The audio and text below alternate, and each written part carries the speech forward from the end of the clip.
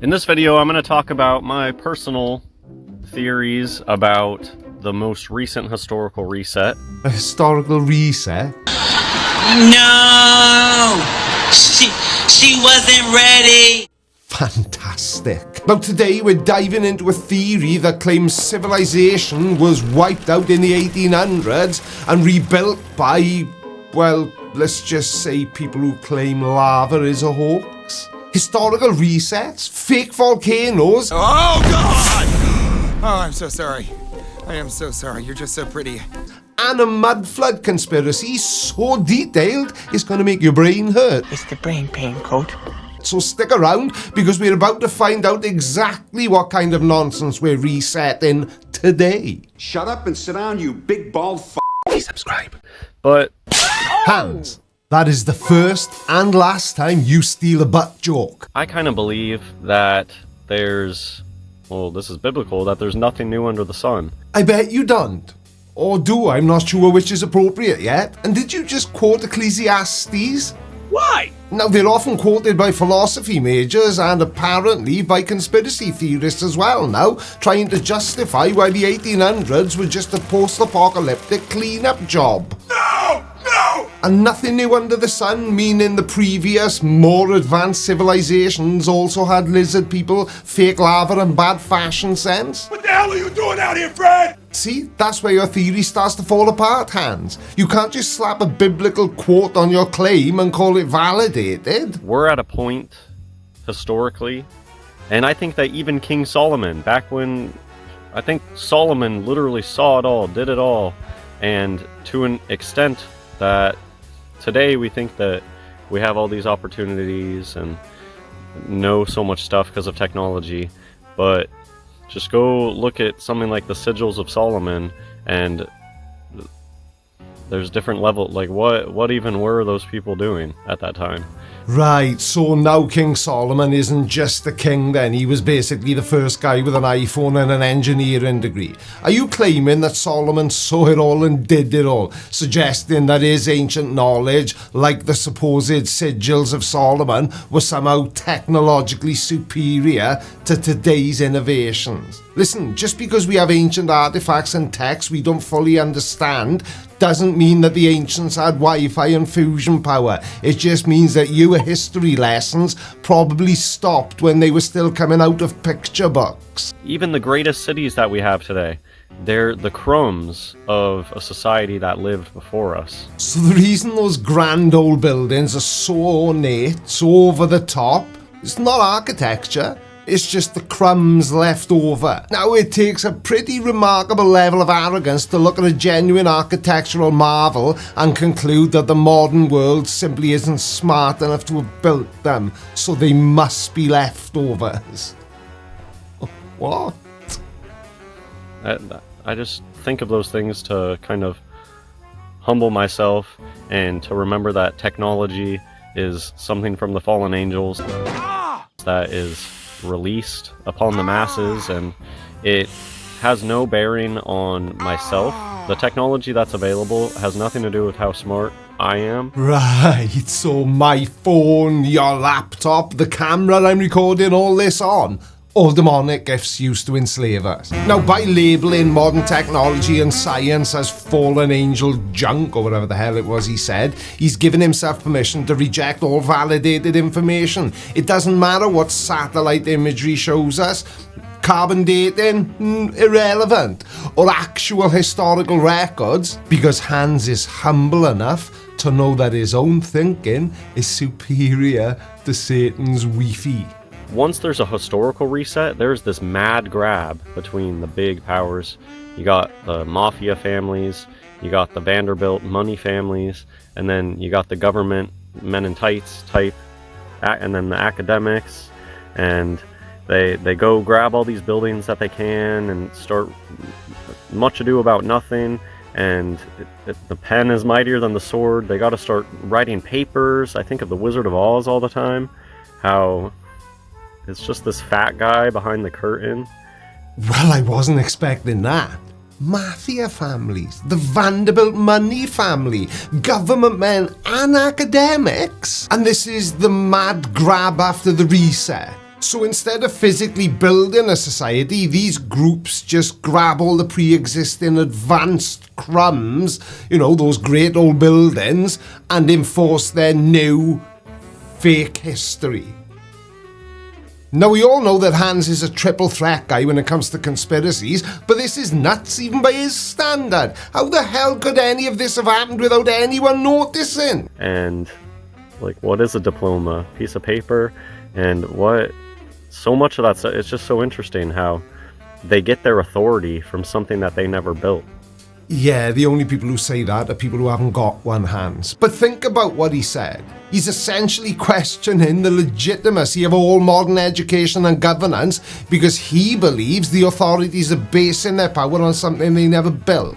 And this is crucial to somebody like Hans because it's the rhetorical glue that allows him to dismiss any facts or consensus that comes from a university, a government, or a scientific body. If the source of authority is a lie, then everything it tells you must be a lie as well. Very interesting. Governments get this authority from their Romanesque buildings that they've just inherited at this point. So it's not about democracy or law or even consensus, it's about real estate. Governments get their authority from the fancy pants Romanesque buildings that they've just inherited. So the US Capitol building, the Supreme Court, and the grand old post office, all inherited, all fake, all just a prop for the lizard people's big historical reset show. The whole world is just living in a massive inherited stage set. Well, damn! How didn't I notice? But now that the foundational lie is complete, now that Hans has successfully discredited every single historical, academic and governmental institution, there's nothing left to stop him from sharing the real secret. So, go on then, Hans. Surprise us. And yeah, I believe that the cities, the mega cities, were probably all part of ancient Rome.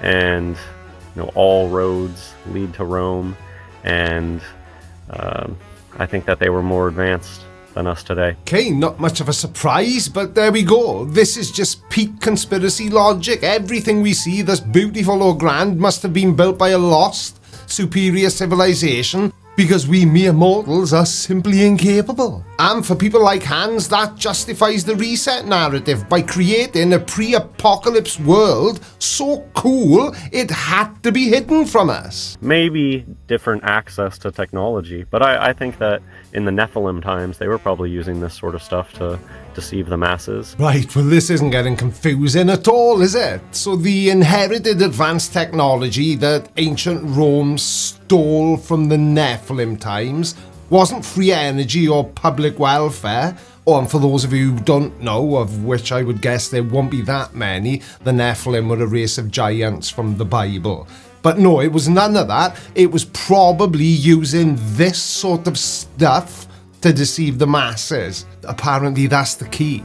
The entire history of the world, according to Hans, is one long sequence of deception from ancient Nephilim technology to the current global cabal. And the historical reset is really just a rebranding of the oldest trick in the book. If the ancient advanced civilization was using technology for mass deception, then you know what the modern cabal is doing with its inherited power. I think this most recent historical reset probably happened sometimes in the 1800s. And the late 1800s and the early 1900s were the mad scramble to get this place up and running again. And I think that the evidence kind of speaks for itself. What evidence? Now, if this global history erasing event happened so recently, there has to be an absolute undeniable mechanism, surely. Don't call me Shirley. Something they've been hiding in plain sight. We've done the what and the when, now let's find out the absolutely bonkers how. When you view the historical evidence of what we actually have as evidence, which isn't a lot. If you think of what constitutes evidence, a lot of what we have as history is just stories people say. Well, that is the next step required in any conspiracy theory. Firstly, you have to dismiss all consensus reality before you can drop your own. Now, Hans is claiming that real historical evidence isn't a lot and that history is largely just stories people say, but it's just a rhetorical cheat code. By lowering the credibility of every historian, every archaeologist and every validated document to the level of just a story, he can then raise his own unverified theory about mafia families and inherited Roman megacities to the same level. Well, nice try, Hans, but we don't get to just dismiss millennia of academic rigor just because your theory needs a clean slate.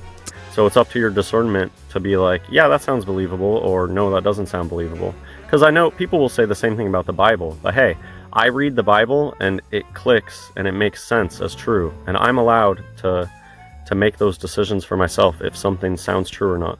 Well, I'm glad you mentioned the Bible, Hans, because I was trying not to. So why is it that your book is true, but history books aren't?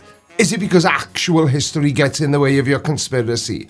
Because you are literally saying that your personal gut feeling or your own discernment is a valid substitute for facts, peer review, and the entire scientific method? And when I read history, when I was growing up reading history, it just seemed so much bullshit. So much stuff that's passed off as history just didn't even seem believable to me. Well, what a coinkydink, because that's exactly how I feel about the Bible. What have we got? The burning bush, the parting of the Red Sea, turning water into wine. Oh yeah, all sounds perfectly reasonable, doesn't it? Things make more sense when you understand historical resets. Freemasonry is all about masonry that is free.